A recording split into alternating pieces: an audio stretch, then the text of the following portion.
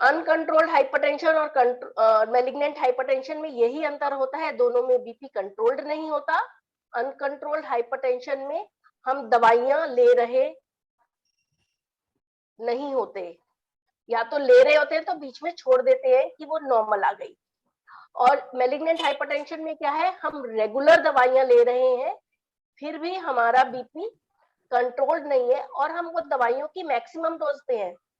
एक तो ये है ना, दवाइयां ले रहे हैं डॉक्टर ने के हिसाब से ही ले रहे हैं, वो मैक्सिमम डोज है, और उसमें एक वाटर पिल जरूरी है, वो है, और उसके बाद भी बीपी कंट्रोल नहीं हो रहा, तो वो मैलिग्नेंट हाइपरटेंशन होता है। नॉर्मली बीपी जो हाई होता है तो उसमें कोई सिम्टम नहीं आता, हमें पता ही नहीं चलता। हम ऐसे रूटीन चेकअप कराते हैं तो पता चलता है हमें हमारा बीपी हाई है। या फिर जिस तरीके से आपको हुआ कि अगर बहुत ज्यादा बीपी हाई होएगा, और तो उसमें क्या होता है, हमारे ब्रेन की नसें फटने की चांसेस बढ़ जाती हैं। जब एल्डरली एज ग्रुप हो जाती है, माने हम 60+ हो जाते हैं, या हमारी किसी भी वजह से ब्लड वेसल्स के अंदर रेजिस्टेंस बढ़ जाता है, कि उसके अंदर ब्लॉकेजेस है ब्लड वेसल्स में, या कोई और दूसरा कारण है, लिपिड प्रोफाइल बहुत डिरेंज्ड है, हमारा स्मोकर है या अल्कोहलिक है, तो हमारी ब्लड वेसल्स में जो होती है खून की नलियों में रेजिस्टेंस बढ़ जाता है, जिसकी वजह से ऊपर का बीपी बहुत बढ़ जाता है, नीचे का बीपी रिलेटिवली या तो नहीं बढ़ता या फिर नॉर्मल रहता है। तो उस स्थिति में इस तरीके से होता है कि खून की नलियां फट गई, और खून की नलियां फट गई तो आपको ब्लड ब्रेन के अंदर क्लॉट्स ब्रेन के अंदर ब्लीडिंग हो गई। दो चीजें होती है, ब्रेन के अंदर क्लॉट आना और ब्लीडिंग होना। क्लॉट आने का मतलब है कहीं से हाथ में से या पैर में से, कहीं से गर्दन की नसों में से क्लॉट आया, और वो आपके ब्रेन में जाके डिपॉजिट हो गया, और उसने आपको आगे ब्रेन को ब्लड सप्लाई नहीं होने दी। तो ये हार्ट अटैक और ब्रेन अटैक, जिसको स्ट्रोक कहते हैं, दोनों एक ही जैसे होते हैं। लेकिन जब बीपी बहुत हाई हो जाता है, हमारी खून की नसें फट जाती हैं, तो हमारे ब्रेन में ब्लीडिंग हो जाती है। तो अभी आपको समझ में आ गया होगा कि ब्रेन में ब्लीडिंग आना और क्लॉटिंग आने में क्या अंतर होता है। तो जैसे ब्लीडिंग आया तो हमें उसकी, चूंकि खून की नसें फट रही हैं, ये खून की पतली सी नली है, ये खून की नली है, और जब इसके अंदर ब्लड प्रेशर, इसके अंदर ब्लड बह रहा है और वो रिकॉइल नहीं हो पा रहा, तो यहाँ पर प्रेशर बहुत बढ़ जाएगा, तो ये नस जो है, खून की नस फट जाएगी। जब ये फट गई तो आपको ब्लीडिंग हो जाएगी और हेडेक शुरू हो जाएगा।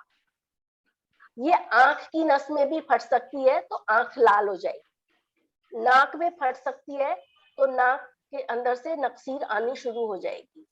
तो ये सब चीजें जो होती है हाई बीपी में होती हैं, और जब ये इस तरीके का कोई सिम्टम आता है तो ये गुड नहीं है।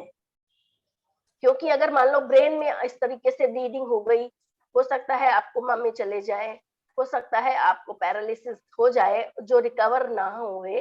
तो इसलिए हमें ऐसी नौबत नहीं आने देना है कि हमको जो है कोई इस तरीके का सिम्टम आए।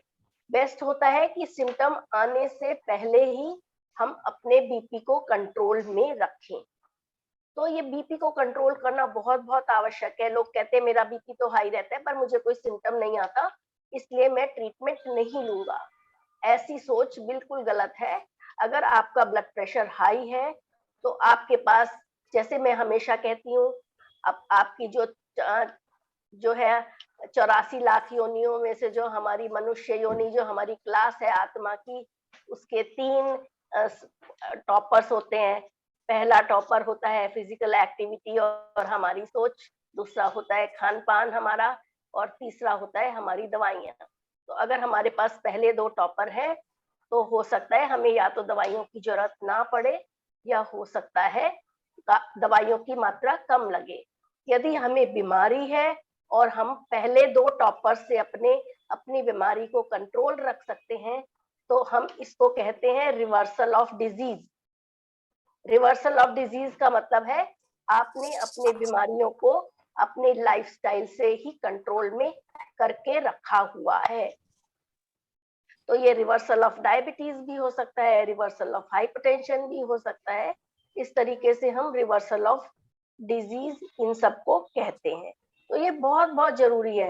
ये जरूरी नहीं, मैंने ये नहीं बोला कि अगर आपको थोड़ा सा भी प्री हाइपरटेंशन है तो आप दवाई खाएं। आप इसको बिना दवाई के भी कंट्रोल कर सकते हैं, अपने खान पान से, अपने लाइफस्टाइल से, मेडिटेशन से, योगा करके, और अपने सोच को थोड़ा पॉजिटिव रख के। तो ये इस तरीके से हमको बहुत बहुत जरूरी है। और आपको अब इस तरीके से ब्लीडिंग हुई है तो आपको बहुत बहुत ध्यान रखना पड़ेगा। कभी कभी हम क्या होता है, कोई ब्लड थिनर खा रहे होते हैं, जैसे हमने क्या होता है, रिवरॉक्साबैन या कुछ इस तरीके की दवाई हमने कोविड के मैम दौरान उन्होंने ली। एक रीजन जी अभी नहीं बोलिएगा, अभी बाद में बात करेंगे, अभी मैं बोल रही हूँ। तो हम जब ब्लड थिनर ले रहे होते हैं तो भी ब्रेन की नस फट जाती है। तो जब हम ब्लड थिनर खा रहे होते हैं तो भी हमें ध्यान रखना है कि हमारे को ब्लड थिनर की बंद करने की जरूरत है या कम करने की जरूरत है।